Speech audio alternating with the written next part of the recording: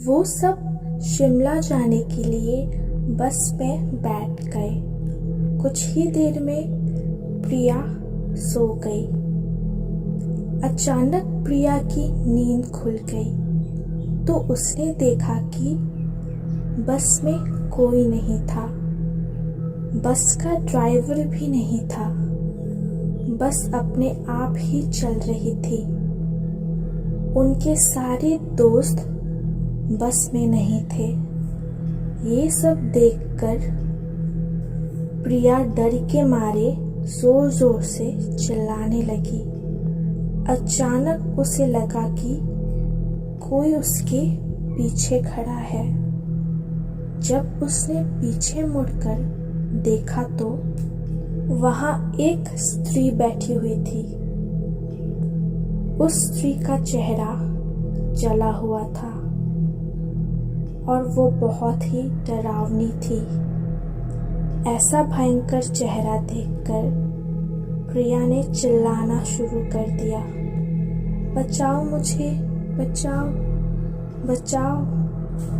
और अचानक प्रिया की नींद उड़ गई। वो एकदम डर गई और पसीने से पूरी भीग गई थी। पास में बैठे हुए विजय ने पानी की बोतल दी और बोला, शायद तुम्हें कोई सपना देखा होगा। थोड़ी ही देर में सब शिमला पहुंच गए और एक होटल पर रात बिताने के लिए गए। दूसरे दिन वो सब साथ में मिलकर होटल के पास वाले पहाड़ में घूमने जाने का निर्णय लिया। करीब आधे घंटे में वो सब पहाड़ की सबसे ऊंची शिखर पर पहुंच गए। वहीं से नीचे देखने पर घने लीलेछम पेड़ पौधे काफी सुंदर दिख रहे थे। अचानक साहिल चौंक गया और बोला, नीचे देखो, कोई खड़ा है लगता है, कोई स्त्री है। विजय और रवि भी देखने लगे लेकिन उन्हें कोई दिखाई नहीं दिया और बोले, तू पागल हो गया है क्या? इस घने जंगल में कोई स्त्री कैसे आ सकती है? तुम्हें शायद कोई भ्रम हुआ होगा। उसके बाद वो सब खुली जगह पर चले गए। रात होने वाली थी इसलिए वो सब ने पहाड़ पर ही रुकने का निर्णय लिया। इसलिए उन सब ने वहां ही तंबू लगाया और खाने पीने के लिए सामान बाहर निकाला। प्रिया की बैग तंबू के बाहर थी इसलिए वो लेने के लिए बाहर गई तो वहां पर उसे किसी की आवाज सुनाई दी। प्रिया उस आवाज की ओर अपनी नजर घुमाती है तो उन्हें सामने से कोई 3 आदमी आते हुए दिख रहे थे। उनके हाथ में धारदार हथियार देखकर प्रिया डर जाती है और दौड़ के तंबू के अंदर आ जाती है। उसने अपने दोस्त से भी ये बात की लेकिन कोई उसकी बातों पर विश्वास नहीं कर रहा था। प्रिया चिल्लाकर बोली, आप सब पागल हो गए हो क्या? कोई भी मेरी बातों पर भरोसा नहीं कर रहा है। चलिए मेरे साथ बाहर, मैं आपको बताती हूँ। वो सभी बाहर आके शिखर की टॉर्च से नीचे देखने लगते हैं। उतने में ही उन सभी को लगता है कि कोई 3 लोग उनकी ओर बढ़ रहे हैं। ये सब देखकर वो सभी डर जाते हैं और तुरंत अपना अपना सामान समेटने लग जाते हैं और बड़े से पत्थर के पीछे छुप जाते हैं। थोड़ी ही देर में वो सब ऊपर आ जाते हैं। प्रिया देख रही है कि उनके हाथ, पैर और सिर आम आदमी जैसे बिल्कुल नहीं थे। वो सब एक जगह पे बैठ जाते हैं और कुछ तांत्रिक विद्या शुरू करते हैं। उनमें से एक आदमी अपने हाथों की उंगली को काट देता है, लेकिन अंधेरे की वजह से उन्हें कुछ भी ठीक से दिखाई नहीं देता है। अचानक से उन चारों ने देखा कि एक औरत उन आदमियों के बीच में आके लेट जाती है। कोई नहीं जानता कि आखिर वो औरत वहां पे पहुंची कैसे। प्रिया ने कहा, मुझे कुछ समझ नहीं आ रहा है, आखिर ये सब हो क्या रहा है। मुझे बहुत ही डर लग रहा है। एक के बाद एक वो तीनों उस औरत को सूंघने लगे। वहीं पे अचानक उस औरत ने अपनी उंगली उठाई और हमारी तरफ इशारा करने लगी। हम सब डर गए। वो तीनों उस औरत को छोड़कर हमारी ओर बढ़ने लगे। हम सब पहाड़ी से नीचे होटल की ओर दौड़ने लगे। हमारी आवाज सुनकर वो तीनों हमारी ओर दौड़ने लगे। प्रिया और साहिल सबसे आगे थे और विजय और रवि उनके पीछे दौड़ रहे थे। प्रिया और साहिल होटल तक पहुंच गए, लेकिन रवि और विजय का कोई पता नहीं चल रहा था। हमने होटल वालों से उनके बारे में सभी बातें की तो उन लोगों ने कहा कि उस पहाड़ पे कोई नहीं जाता है, वो पहाड़ श्रापित है। जो भी वहां जाता है वो कभी वापस नहीं आता है। आपकी किस्मत अच्छी थी कि आप अभी जिंदा है, लेकिन हमारे दोस्त रवि और विजय कभी भी वापस लौट के नहीं। अमावस्या की रात मन ज्यादा बेचैन और चिंतित रहता है और नींद कम आती है। कमजोर दिल वाले लोगों के मन में आत्महत्या या हत्या करने का डर बढ़ जाता है। चांद का धरती के जल से संबंध उत्पन्न हो जाता है। अमावस्या आती है तो समुद्र में सैलाब आता है, क्योंकि चंद्रमा समुद्र के जल को ऊपर की ओर खींचता है। अमावस्या के दिन समुद्र की गति और लहरें बदल जाती है। विज्ञानों के अनुसार इस दिन चंद्रमा का प्रभाव काफी तेज होता है। गांव के लोग कोई पंडित से तो कोई मौलवी से भूत प्रेत या फिर जिन को हटाने के लिए मंदिर या मस्जिद में जाते हैं, और पंडित लोग बताते हैं कि 4 रास्ते पर दिया जलाओ या फिर नींबू काट दो तो तुम्हारे घर में सुख शांति आएगी। ऐसे करने से दूसरों को नुकसान पहुंचता है और जीव जानवर भी इसका शिकार हो जाते हैं। एक समय की बात है,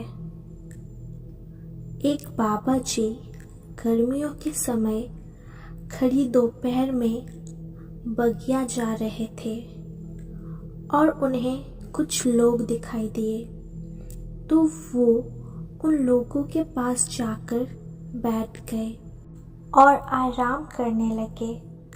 करीब 12 से 1 बजे का समय था जब 3 बजे वो उठे और जोर जोर से आवाज मारने लगे कि आप लोग कहाँ चले गए। इतने में एक बुढ़िया औरत दिखाई दी और बोली कि यहाँ पे कोई दोपहर को आता ही नहीं, क्योंकि ये बहुत घनी बगिया है और दोपहर का समय था। आपको कोई सपना आया होगा। तो बाबा जी घबराए, हांफते हुए घर की तरफ दौड़ चले और घर के अंदर आने के बाद उन्हें जोर का बुखार आ गया, क्योंकि वो लोग कोई साधारण लोग नहीं थे, बल्कि भूत प्रेत थे। इसलिए अमावस्या की रात को नहीं निकलना चाहिए। एक आदमी लाल सिंह नाम का, जो बैंक में एक कर्मचारी थे, वो भूत प्रेत जैसी आत्माओं का मजाक उड़ाते थे। वो कहते थे कि शैतानी शक्तियाँ जैसी कोई चीज़ नहीं होती, और वो चाहे रात हो या दिन, जंगल हो या शमशान हो या फिर कोई कब्रिस्तान हो, वो जानबूझकर वहाँ घूमते रहते थे और बोलते थे कि देखो, अगर कोई आत्मा होती तो हमको ज़रूर परेशान करती। चाहे साधु हो या फिर चाहे मौलवी हो, उन लोगों की बातों का बहुत मजाक उड़ाते थे और उन्हें अभी तक कुछ नहीं हुआ था। एक दिन वो दोपहर के समय अकेले बैंक जा रहे थे। तभी उनको एक चौराहे पर नींबू, पेड़ा, फूल और लाल कपड़ा रखा हुआ दिखा, जिसके चारों ओर हल्दी का एक घेरा बनाया हुआ था। और वो सोच में पड़ गए कि दोपहर में यहाँ पर ये सब सामान किसने चढ़ाया है। और वो मस्ती के मूड में साइकिल के नीचे उतरे और हल्दी से बने हुए घेरे के अंदर से नींबू, लाल कपड़ा और मिठाई भी उठा ली और साइकिल पर बैठकर हंसते हुए बैंक की ओर चले गए। वहां पहुंचकर काम करने में व्यस्त हो गए। तभी उन्हें भूख लगी और वो नाश्ता मंगाकर खाने लगे और उनको याद आया कि मेरे पास नींबू मिठाई भी रखी हुई है। तो उन्होंने उसे भी खा लिया और जो लाल कपड़ा उठाया था उससे अपना हाथ मुंह पोंछकर कुंडे में फेंक दिया और उनको कुछ भी नहीं हुआ। जैसे जैसे दिन ढलने लगा, रात होने लगी, वैसे वैसे उनका सिर भारी होने लगा और वो घर आ गए। रात में 12 बजते ही उन्हें जोर जोर से कभी हंसते और कभी रोते और यहाँ तक कि वो अपना कपड़ा फाड़ देते या फिर अपने आप को कैंची या चाकू से चाहे गला चाहे हाथ भी काटने लगते। एक दिन तो वो इतना हद कर दिए कि वो अपने गले में फांसी का फंदा लगाकर खड़े हो गए। तब उनकी पत्नी ने उन्हें देख लिया और छुड़ाया। उनसे पूछने लगी, अरे आपको क्या हो गया है जो आप ऐसी वैसी हरकतें करने लग गए हैं? तो वो कुछ नहीं बोले, जैसे कोई पागल कोई बात को सुन रहा हो। उनकी औरत परेशान होकर डॉक्टर के घर पहुंची और उनका इलाज करने को कहा। हालांकि डॉक्टर को बीमारी समझ में नहीं आई, फिर भी वो उनको ग्लूकोज की बोतल चढ़ाने चालू कर दिए। धीरे धीरे कुछ दिन बीते। लाल सिंह की तबीयत मानो कैंसर के मरीज से भी बदतर हो गई। तब उनकी पत्नी ने उन्हें एक अघोरी बाबा को दिखाया और अघोरी की समझ में सारी बात आ गई।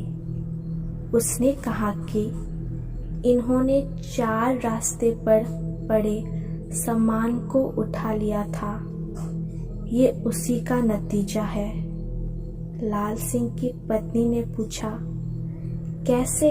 तब अघोरी ने बताया कि 4 रास्ते पर एक आदमी ने किसी को झाड़ फूंक कर उसकी आत्मा को आजाद किया था, और जैसे ही उसने सारा सामान चढ़ाकर पीछे लौटा, वैसे ही ये वहां पहुंचकर सारा सामान उठाकर रख लिया। तभी आत्मा इनको परेशान कर रही है। लाल सिंह की पत्नी रोने लगी और अघोरी का पाँव पकड़ लिया। बोली, बाबा अब आपका ही सहारा है। अघोरी बाबा दुखी हो गए और बोले, ठीक है, पहले जाकर कुछ नया सामान खरीद कर लाओ, फिर मैं बताता हूँ। औरत ने पूछा, क्या लाओ फिर? अघोरी ने बोला, जैसे नींबू, 1.25 किलो मिठाई, 1.25 मीटर लाल कपड़ा और एक फूलों का हार लेकर आओ, और ये सब अपने पति के हाथों में जूठा करवा कर हमें दे दो। हम देखते हैं कि हमसे क्या हो सकता है।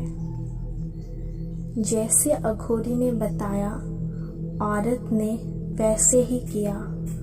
अघोरी ने पूजा पाठ संपन्न करने के बाद एक लोटा पानी लाल सिंह के चारों तरफ घुमाकर पी लिया और चले गए। लाल सिंह दिन प्रतिदिन सही होने लगा और उनको कुछ याद नहीं था, और वो एकदम स्वस्थ हो गए और अपने बैंक में काम फिर से चालू कर दिया। इसीलिए कहा जाता है कि रास्तों में पड़े चीज़ों को उठाना नहीं होता।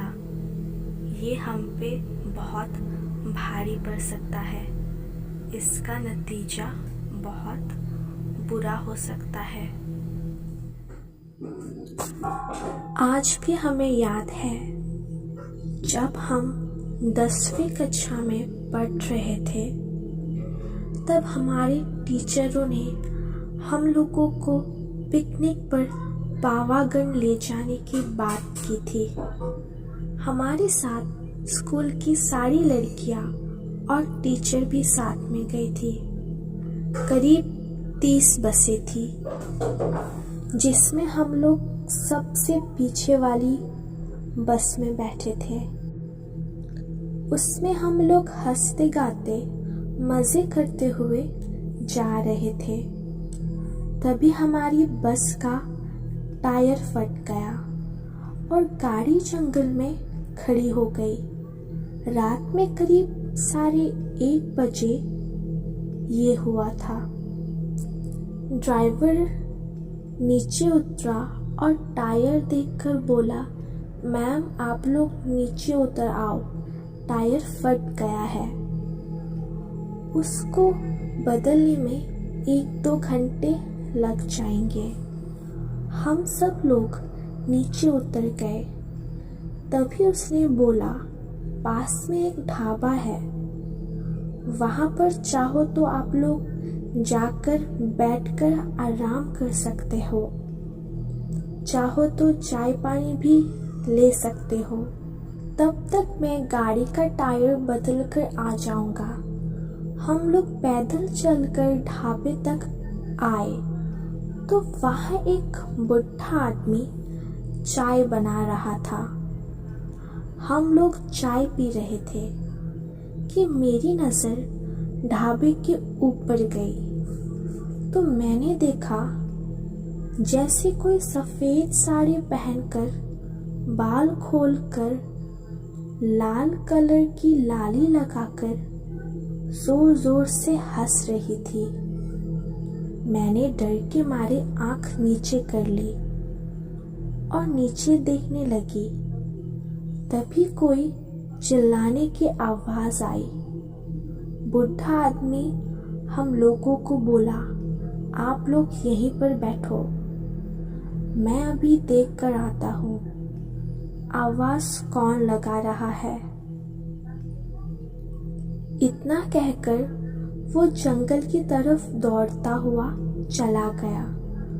हम तो पहले से ही डरे हुए थे। अब तो मानो शरीर का खून भी सूख गया था। उसी समय हमारी एक सहेली को खून की उल्टियां होने लगी। उसको छोड़कर हम लोग भाग भी नहीं सकते थे। इतने में एक टीचर ने बोला, सब लोग आग जलाकर उसके सामने बैठ जाओ और सब लोग एक साथ ही बैठना याद रहे कि कोई अकेला कहीं उठकर ना जाए। हम लोग के दिमाग को मानो किसी ने हथौड़ा से पीटकर बंद कर दिया हो। हमारा दिमाग ही नहीं कर रहा था कि हम अब क्या करें। ऐसे देखते देखते करीब 3 बज गए। तभी वहाँ बुढ़ा आदमी जंगल से आया और बोला कि यहाँ पर जो आवाज़ आप लोगों ने सुनी थी वो भूल जाना, वरना आप लोग पूरी जिंदगी रोते रहोगे। इतने में ड्राइवर भी आ गया और हम लोग दौड़कर बस में बैठ और अपने अपने मन में महामृत्युंजय का जाप करने लगे। टीचर ने बोला कि यहाँ पर कोई बातचीत नहीं करेगा जब तक कि सुबह ना हो जाए। जब हम बस में बैठकर घर जा रहे थे तभी अचानक मैंने अपनी सहेली से कहा कि मैंने वहाँ एक औरत को सफ़ेद साड़ी पहनते हुए और हंसते हुए देखा था। तभी मेरी सहेली ने मेरा मुंह बंद कर दिया और फिर अचानक हमारा बस रुक गया और हमारी बस के आगे वो सफ़ेद साड़ी पहनी औरत आ गई। Story to be continued. Do like and subscribe my channel for more new horror videos. Thank you.